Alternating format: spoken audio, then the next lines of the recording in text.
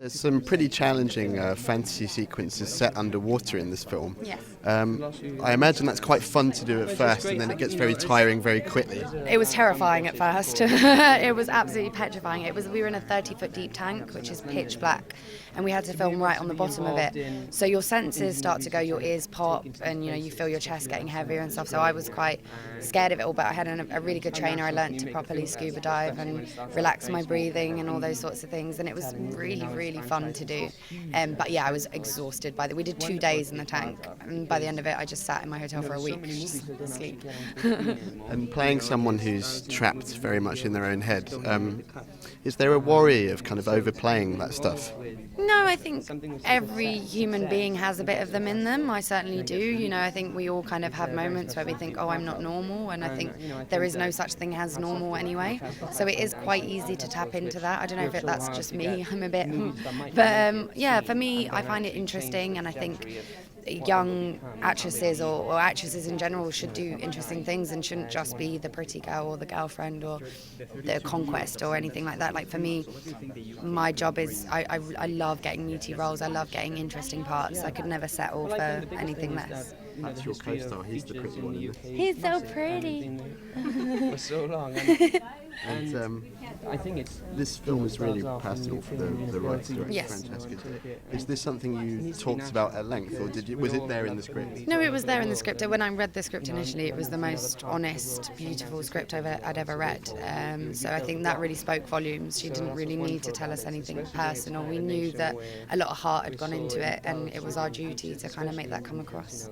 And finally, your character's got a very distinctive tattoo with her name on it. I was actually wondering, would that be something you would be tempted to get to remember your experience of making the film? I don't know, I have 6 tattoos. I love tattoos, so maybe, I don't know, but that's a bit of a too obvious place. Bit of a big one. Keep mine hidden, yeah. So I don't know, maybe, you've put an idea in my head. Maybe a fish, like a little fish, that would, yeah. You've done a lot of films in the UK. How did you enjoy working in the US, but with quite a few Brits in the cast? It's quite nice, actually. It's quite a nice, warm way into working in the US. Because normally I've got many British acting friends who they go out there and then they indulge in a completely different world. And it is a different world, but very similar at the same time. But to be there with actors that, like Alfred Molina, for example, who's been there for many years, a known Brit, but has lived in Los Angeles for 30 years now and has found his way. When you're a young actor, you can go and kind of learn from his experiences and really write down your notes about how it's done, especially to a man of his calibre. So any notes from Alfred Molina? Well, Things you observed? the most important thing is remaining who you are, So Alfred doesn't have a LA accent, and he doesn't pretend like he's an American. He knows that he's a Brit, working there and living there, and it's just holding on to who you are, I suppose, without sounding really naff. But it's something that can it can come a conversation kind of said quite easily, but actually when you hold on to it in times of difficulty, especially in businesses like this, it can see through anything. And what attracted you to this part in particular? For me, it was, the story is very complex, really, and I was really interested in seeing how that would be portrayed on the screen. And then I found this character, Claude, who I found a lot of similarities with myself in, but also a lot of not so much. And I never played a role like him, so I wanted to do something a little bit different, and this was a nice opportunity. What did you find different? I think I think when I was growing up, I found it quite easy to talk to women and stuff like that. He kind of finds it a little bit tricky. Also, he's American, and I'm not, so it's kind of playing an American is quite different to playing a Welsh Valley boy. So that was wonderful to be able to portray things like that, and especially I never played a character in a complex role with a girlfriend in such a situation like Emmanuel's into the story.